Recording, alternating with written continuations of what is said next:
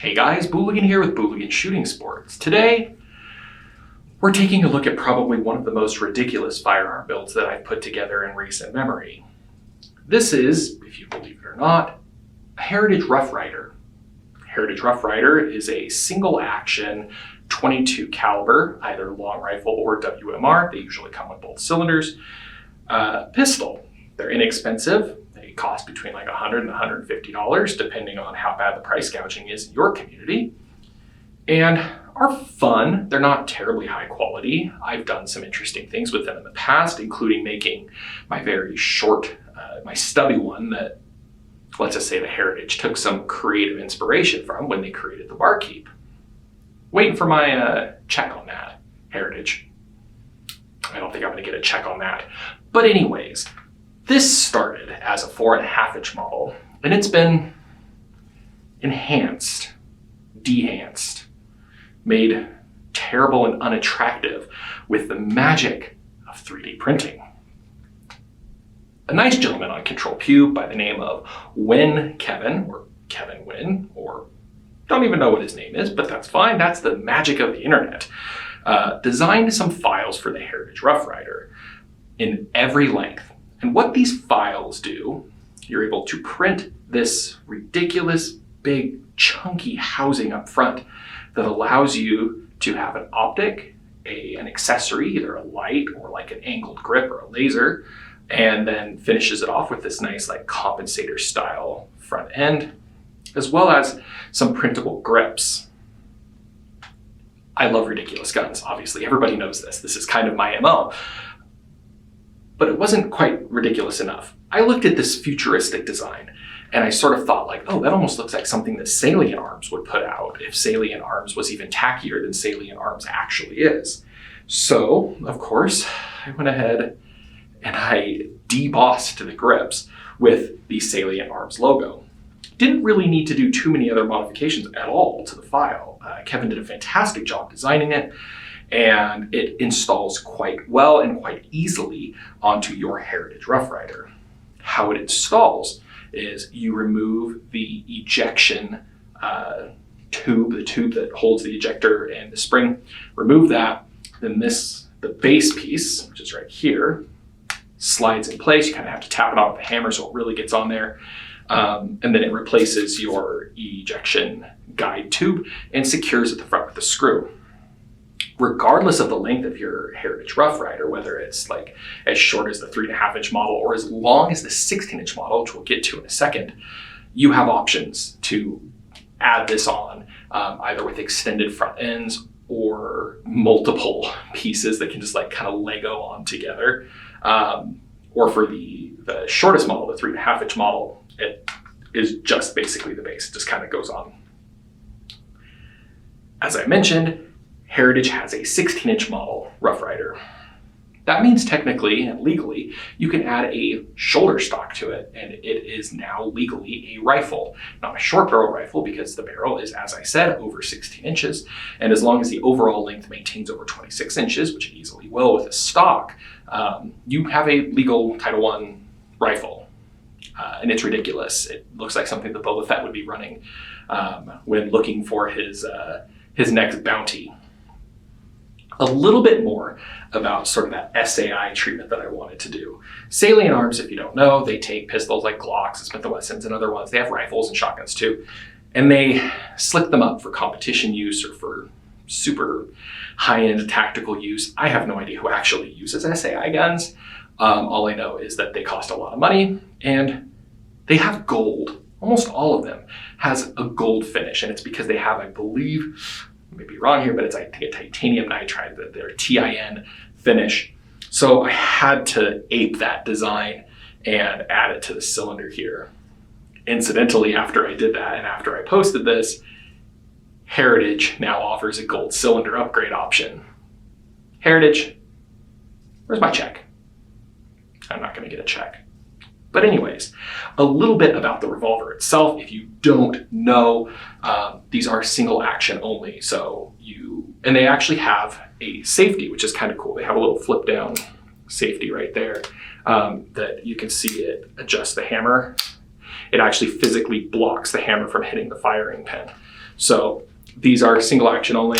So you pull it, I'm not gonna let it go forward, and you're in business. Don't fan them because you'll break it. These are inexpensive and they will break easily. But you can, with some practice, actually fire them relatively quickly. And they're a ton of fun. They're not super crazy accurate. I mean, your tolerances here stack a little bit between the cylinder and the barrel. Like, they don't have a finely tuned cylinder gap or anything like that. But they're just a lot of fun. And with 22 being around, that, well, you can't necessarily find it too much right now. Hopefully during the non-crazy times, everybody bought cheap and stacked deep, and is sitting on thousands and thousands and thousands of 22 rounds, which means that you can now go to the range and actually shoot something, and you'll be in business. How I decided to kit out my ridiculous custom thing is with the most 90s fake future tech site that I could think of. If you're a child of the 80s or 90s, you'll recognize the Seymour red dot site. This thing was the red dot du jour, the choice red dot of near future sci-fi armorers everywhere for movies. They're really good competition sites. You normally will see these in competition on things like 2011s, and practical shooting competitions. They've got a great field of view. They're really good. They were really, really good for the time. They haven't really advanced much with the time, and they are big and lack a certain finesse that more modern red dots have. But, I mean, it's huge, and it just matches the stupid look of this gun so much. I also mounted my Olight Valkyrie PL2 because everybody knows you need to have a super bright tack light on your tactical revolver. We'll take it off because it fits a little bit loose because it's a Valkyrie Olight 2 on a 3D printed rail. Talk about stacking tolerances. But now you have something that looks like, a space cowboy would be running it. It looks like something that would be, in an anime or something that would be in a video game like Destiny. I had a ton of people when I posted this on Reddit. It originally had an RMR style site, but all of my RMRs are currently in use. But when I posted it, everyone's like, oh, you made the so-and-so gun from Destiny, or you made the so-and-so gun from this game, or the so-and-so. And I'm like, no, I actually don't game that much. I just make really stupid looking guns that I think are cool. Some of them are cool, most of them aren't cool. They're pretty dumb, but man, dumb is fun a lot of times. Some tweaks that I would make to this. The grips are printable and they are huge. They are big, fat, chunky boys. And I've got big hands and I can kind of barely get a full purchase on this. Not like you have to worry about the massive recoil of 22 long rifle whipping this thing out of your hands. But just for a little bit of comfort, I would probably be tweaking these grip files a little bit. When I originally put this together was early on in my 3D printing days, and I didn't necessarily know what I was doing too much, especially not with design work. Now that I'm a little bit more comfortable with the design programs, I can modify things a little bit more, and yeah, we'll definitely be shrinking these grips down to a more ergonomic design. Up front, I don't think I'd do a damn thing to it. It already has all of the safety features built in that you really need if you're going to shroud over a revolver. You need to have vents in place. You see those on both sides. Those are important because obviously with a cylinder gap, you're going to have material and gases popping out from the front of the cylinder in a part that now is covered. Covering that with PLA, this is PLA plus, but covering that with polymer is a recipe for a nice plastic hand grenade. So that's why there's these vents in place so that you are less likely to have any sort of damage or melting or fracturing of the body kit itself. Other than that, it ejects fine. The ejector lines up really well. You eject these guys, turn it to half cock, and you can just easily eject your spent rounds. I love the front end here with this kind of fake compensator look. don't really need to do too much with it. I might, clean up, chamfer some of the edges a little bit more, just so that it's maybe less sharp from certain angles. But this thing is just splendidly, perfectly stupid. And a lot of times that's what guns can be about. Not everything has to be serious. Not everything has to have a tactical or practical use. I mean, and adding a sight to a pistol is always going to give you a little bit of a practical advantage. Adding a hilariously huge red dot sight with a giant height over bore problem, not the most practical, but still a lot of fun and just kind of fits the look. So, depending on what you want to do with it, these files are available for free. You can download them on Control-Q. It's under, I think it's just called Heritage Rough Rider Mods. It's called Control-Q and search for Heritage. You'll find them easily.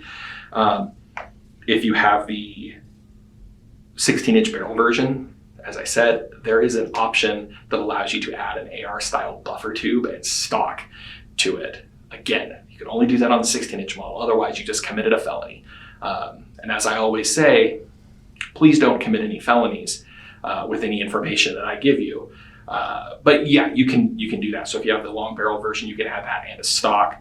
I might at some point buy the long barrel version in order to, add some other things to it. But yeah, this is a fantastic way to make a ridiculous gun. I want to thank my patrons. We started a Patreon recently. Shout out here. We don't have too many. We're small, but we are mighty. And I really appreciate your guys' support on the channel. Wouldn't be able to do this without your guys' support. Helps buy ammo, helps buy base guns, and things like that. We have some cool files that are being released to the patrons, as well as some actual printed objects that are going to be released to the patrons, as well as certain levels. So many thanks to those guys for their continued support. And of course, for everybody else, thanks for watching.